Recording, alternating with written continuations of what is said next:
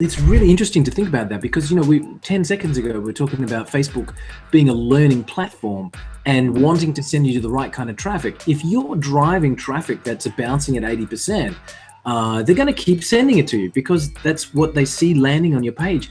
If you take, I'm fascinated by that, mate. Like if you take the analytics snapshot of it and you say, let's trim this out until we get to a point where we're having 25 or 30% bounce, now scale that rather than scale it when we're bouncing. Man, that's huge straight away right there.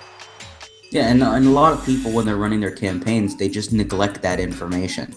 And I typically send, when I'm doing a clicks to website campaign, I mean, we're looking at anywhere between 100 clicks in a day to a couple hundred a day.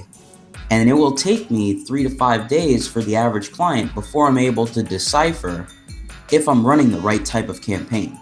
And that's another thing that people forget here, is that when you're running any sort of ad campaign for the long term, you need to be able to run it for 7, 14, 28 days long here. A lot of people just to get the feel for it. Right, because you're truly testing your audience.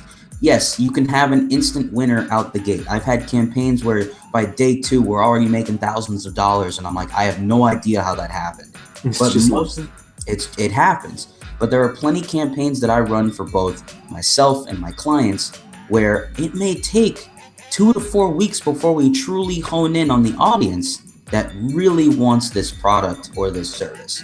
And it's because we have to dig into the information.